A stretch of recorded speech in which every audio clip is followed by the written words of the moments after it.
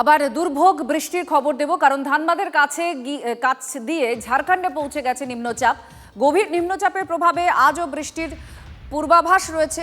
আজ পশ্চিমে 6 জেলায় ভারী বৃষ্টির পূর্বাভাস রয়েছে। কমলেশ আমাদের প্রতিনিধি আমাদের সঙ্গে আছেন। কমলেশ, কি পূর্বাভাস রয়েছে?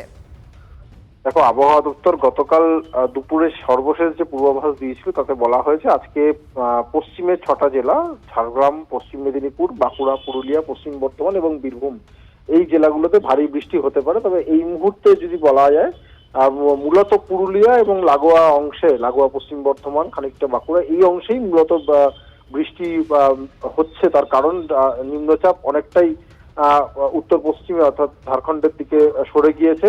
কলকাতা এবং লাগোয়া জেলাগুলো যা রয়েছে উপকূল, এই অঞ্চলে আগের থেকে অনেকটাই আবহাওয়ার উন্নতি হয়েছে। গতকালের যে দুর্যোগপূর্ণ আবহাওয়া, নাগারে বৃষ্টি, সেটা বন্ধ হয়েছে। তবে যেহেতু এই নিম্নচাপ বঙ্গোপসাগর থেকে জলীয় বাষ্প টানছে, সেই জলীয় বাষ্প দক্ষিণবঙ্গের উপর দিয়েই যাচ্ছে।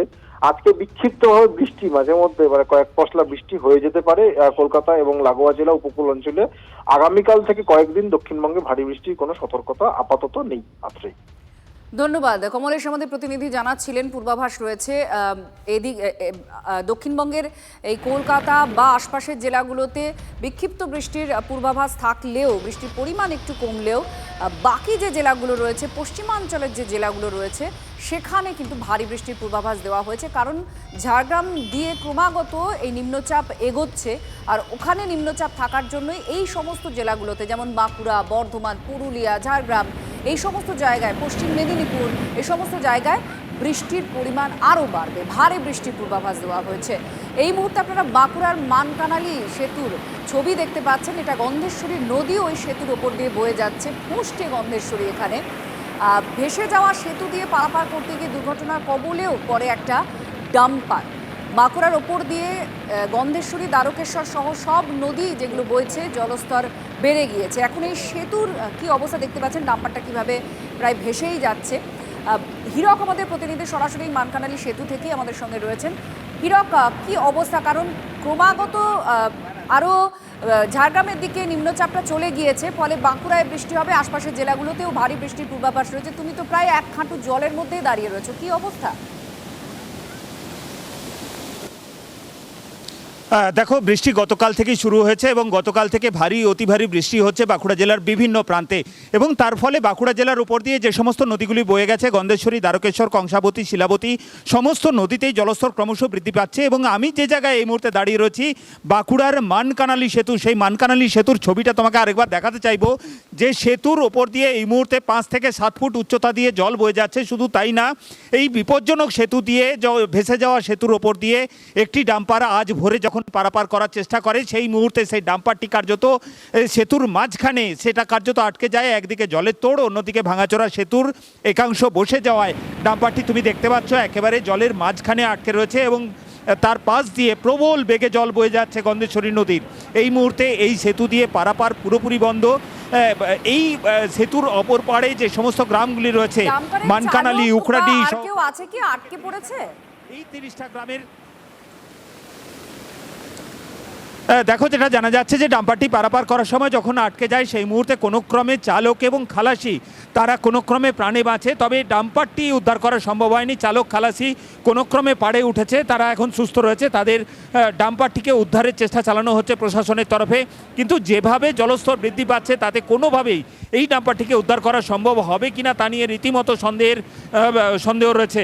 কারণ তুমি দেখতে পাচ্ছ, কিছুক্ষণ আগেও আমরা যখন এই সেতুতে আসি, তখন সেতুর জলস্তর যে জায়গায় ছিল, 1 ঘন্টার মধ্যে সেই সেতুর জলস্তর প্রায় 2 ফুট উচ্চতা বেড়েছে, এবং এখনও লাগাতার বৃষ্টি হচ্ছে। এবং কিছুক্ষণ আগেই যেমনটা কমলেশ জানাচ্ছিল যে আরও বৃষ্টি হওয়ার সম্ভাবনা আছে, এবং সেই বৃষ্টি যদি হয় তাহলে জলস্তর, সেতুর উপরের যে জলস্তর, সেই জলস্তর আরও বৃদ্ধি পাবে। সেক্ষেত্রে ডাম্পারটি উদ্ধার করা রীতিমতো কঠিন হবে। তবে সবথেকে বড় বিষয় সেটা এই সেতু দিয়ে পারাপার যেহেতু বন্ধ হয়ে গিয়েছে, তুমি দেখতে পাচ্ছ যে বিপজ্জনকভাবে জল বয়ে যাচ্ছে, সেতুর উপর দিয়ে পারাপার পুরোপুরি বন্ধ।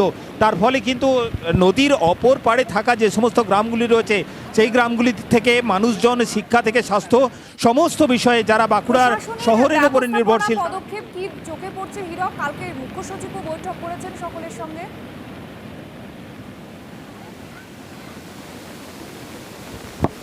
যদি আরেকবার প্রশ্নটা করো। কালকে নবান্নে বৈঠক হয়েছে যাতে প্রশাসন আরো বেশি অ্যাক্টিভ হয়। এই মুহূর্তে প্রশাসনের তদারকি বা নজরদারি কি চোখে পড়ছে? দেখো, প্রশাসনিকভাবে নজরদারি সমস্ত নদীর ওপরেই নজরদারি চালানো হচ্ছে, অন্তত জেলা প্রশাসনের তরফে তেমনটাই জানানো হচ্ছে। জেলা প্রশাসন সূত্রে আমরা যেটা জানতে পারছি, যেহেতু ভারী থেকে অতি ভারী বৃষ্টির পূর্বাভাস রয়েছে, তাই নদী তীরবর্তী যে সমস্ত এলাকাগুলি রয়েছে সেই এলাকাগুলিকে সতর্ক করা হয়েছে এবং মূলত যে সমস্ত ব্লকে বন্যার সম্ভাবনা রয়েছে সেই ব্লক প্রশাসনকে তৈরি থাকতে বলা হয়েছে, ডিজাস্টার ম্যানেজমেন্ট গ্রুপকে তৈরি থাকতে বলা হয়েছে। তার পাশাপাশি যে সমস্ত সেতুগুলি জলের তলায় চলে গিয়েছে সেই সেতুগুলি দিয়ে পারাপার করতে গিয়ে যাতে কোনো রকম দুর্ঘটনা না ঘটে, সেই দুর্ঘটনা এড়ানোর জন্য সর্বত্রই পুলিশ অথবা সিভিক ভলেন্টিয়ার মোতায়েনের নির্দেশ দেওয়া হয়েছে। এর পাশাপাশি হীরক, যে ছবি আপনারা দেখছেন, মানকানালি সেতুর উপরে ডাম্পার উল্টে গেছে, পরিস্থিতি আরো খারাপ হতে পারে, প্রশাসনও সতর্ক, কারণ বৃষ্টির পূর্বাভাস রয়েছে এই সমস্ত জেলায়। আরো প্রবল বৃষ্টিতে বিপর্যস্ত যেমন বাঁকুড়া, অপরদিকে আপনাদের দেখাবো ঝাড়গ্রামের ছবি। কি অবস্থা ঝাড়গ্রামে? আরো বৃষ্টি হবে সেখানে, কারণ ক্রমাগত নিম্নচাপের অবস্থান সেদিকে সরছে। নদী পারে ভাঙন আর বেহাল নেপুরা এলাকার ভৈরব বাঁকি সেতু। বিনপুর 1 নম্বর ব্লক, নদী পারে ভাঙন আর এই বেহাল সেতু পরিদর্শনে ভিডিও যান। ভাঙন রোধে নদীর পারে বালির বস্তা ফেলার আশ্বাস দিয়েছে প্রশাসন, তবে প্রশাসনের এই পদক্ষেপে ক্ষোভ ব্যক্ত করছেন এলাকাবাসী।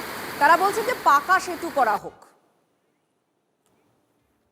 মাটি দিয়েছিল এর আগে, হ্যাঁ, ওই টিএমসির আমলে বিপ্লব মাটি দিয়েছিল, ও তো 11 লাখ টাকার মাটি দিয়েছে, তার কিছুই কাজ হয়নি।